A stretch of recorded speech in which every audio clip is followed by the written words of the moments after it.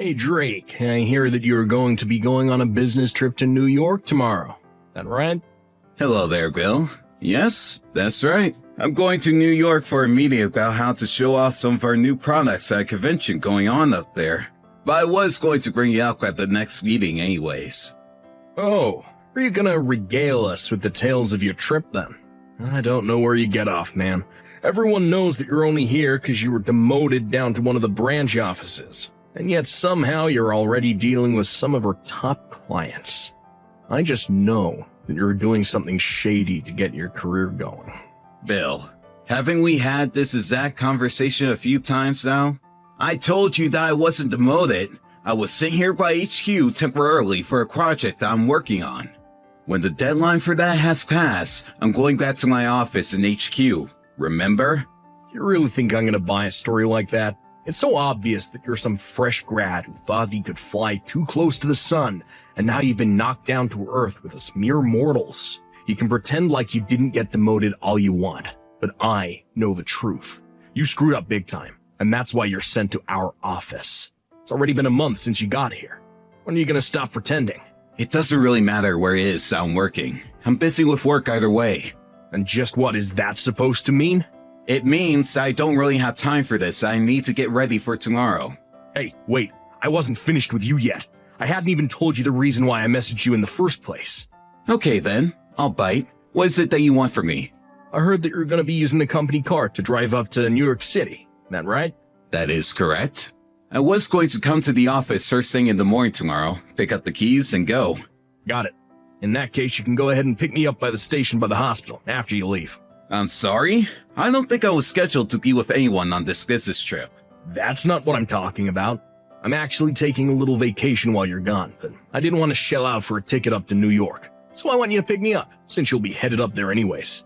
It won't be a problem for you since we're going to the same place. So don't make this more difficult than it needs to be. Well, I'm really sorry. I just can't do that, Bill. And why not, huh? Because the company is letting me use the car for company business. I can't just be giving people rides when that's not part of the itinerary.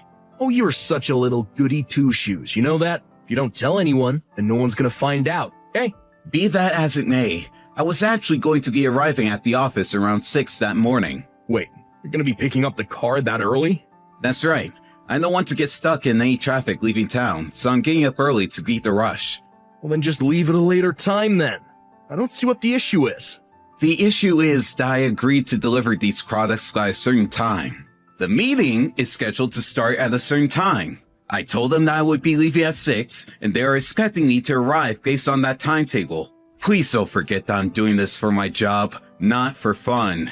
But I haven't bought the tickets, and if I buy them now, they're going to be super expensive. Well, then why not just take the train or a bus or something? Do you have any idea how long and uncomfortable that would be for me? I'm sorry, Bill, but this is your fault for not thinking ahead. You need to find your own solution to this mess, okay? I already did, but you're telling me that you won't give me a ride. That's because, again, I'm going to be working. The company expects that I'll use the car the way I said I will, and I'm not going to make any exceptions for you. And I'm telling you that if you keep your mouth shut, no one will find out. I really feel like you're not getting my point here. Anyways, I have to get up early tomorrow, so I'm going now. Hey, we're not through here, Drake. You better pick me up tomorrow at 8. I'm serious.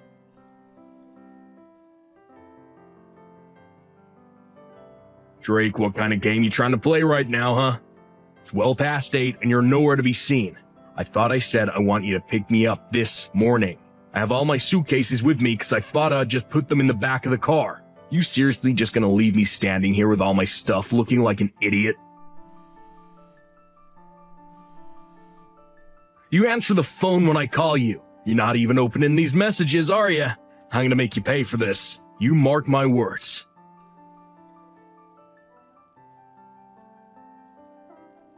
This is your fault. Thanks to you, half my vacation plans had to be thrown in the trash. I was gonna see a concert tonight and go out and treat myself. And instead I had to waste all the money that I would have spent on those things just getting myself to New York. Meanwhile, you just got to zip right through morning traffic and have been there since this morning. I swear to you, I'll make you pay.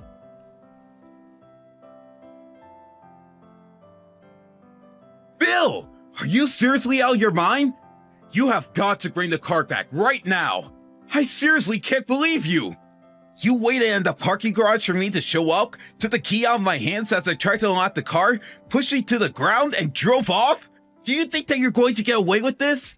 I have my bag and some recorded documents for working there. I need those back now. Pick up the phone right now, Bill.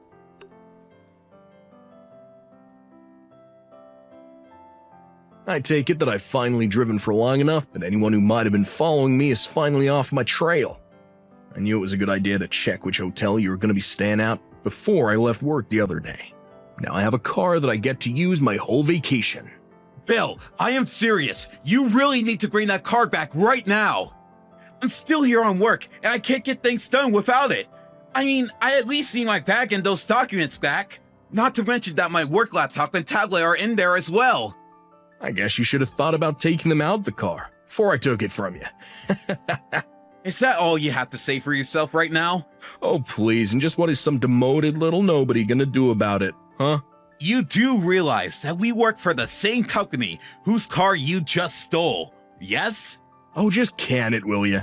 This is what you get for going against me when I give you orders. Maybe I won't even bother returning it, and you'll just have to walk all the way back to our office. Enjoy the 100-mile trip back home. Have you seriously lost your mind or something? And I guess this means I don't have to worry about finding a ticket home for myself, too. See you at work, loser.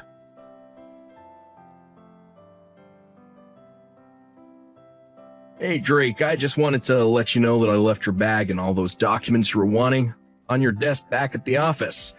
Oh, and one more thing. Apparently our manager wants to have a little chat with me, so I'm going to his room soon.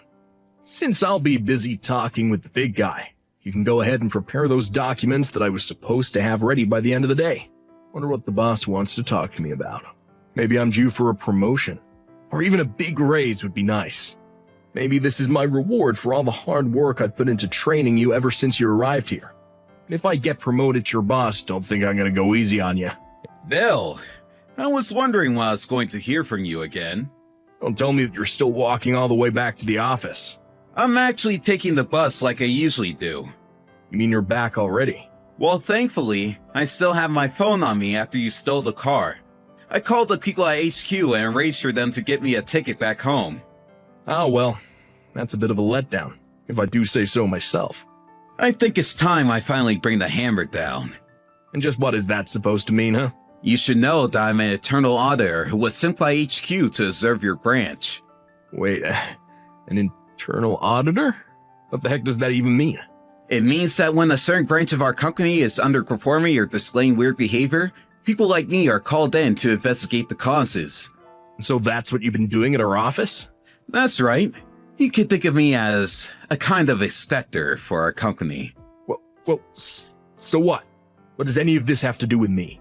I think you'll find out exactly what this has to do with you after you talk with your boss in a little bit. Yeah, right. You don't scare me.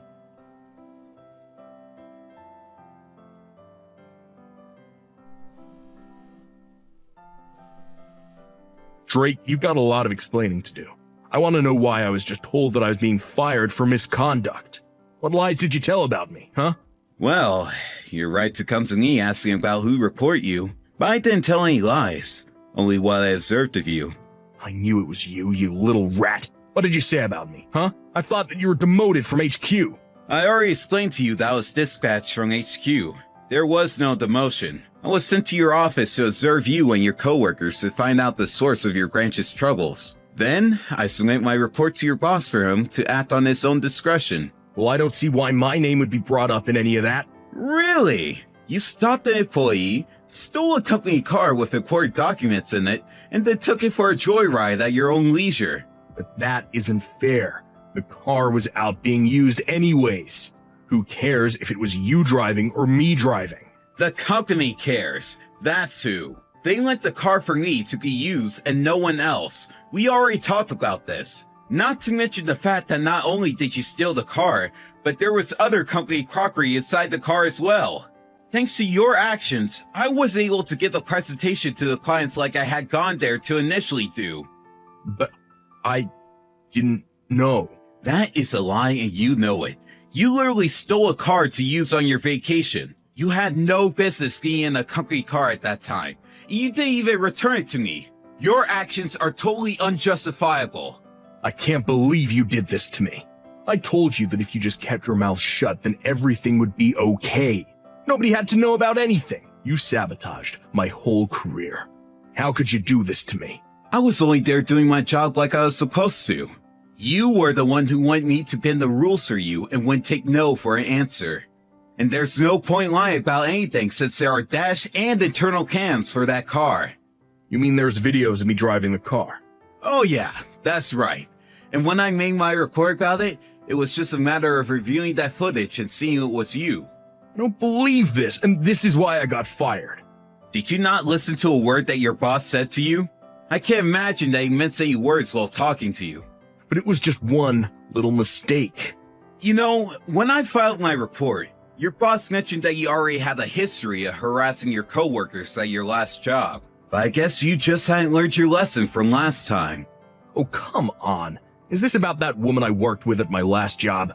Are you referring to Julie? Because yes, she did come up, as did the multiple complaints of harassment about you. That was another job. One thing should have nothing to do with the other. Except for the fact that Julie is the wife of your current boss. You're kidding me. Did he really not make any mention of that at all? That's very professional of him. So that's why I was fired. It was all some kind of revenge plot against me. No! I've already explained to you in great detail why it is that you're fired. I even submitted some of your own texts into file as proof that you were continuing to harass fellow employees. Oh, just shut up already. This is all your fault. You have to help me do something to keep my job. Why in the world would I do something like that? Please, I need this job. I can't lose another one. I'm begging you. I already told you. It's just my job to write and submit the reports. Whatever happens next, it's out of my hands.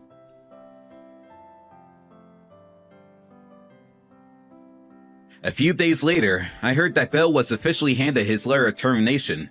Apparently, his boss was still conflicted and was even thinking about letting Bill off with a demotion or pay cut. Despite the fact that he was staring down the man whom his wife had complained about in her own company, he kept his professional and didn't let his feelings interfere with his decision. Still, in light of how far he took things as stealing a company car, Bill was deemed a liability and let go. Apparently, part of his trip to New York involved seeing another woman, and when this all came to light, Bill was served with divorce papers from his wife. Not only did he lose his job, but he was also forced to pay legal fees from his affair and divorce. In the end, Bill had no other choice but to move out of his home and back in with his parents. Needless to say, they were both furious with him and kept him on a very short leash. His father managed to find a job for Bill at his factory where his dad makes sure that he behaves. Bill isn't making much, but he's going to be stuck working there until he's paid off every cent of what he owes.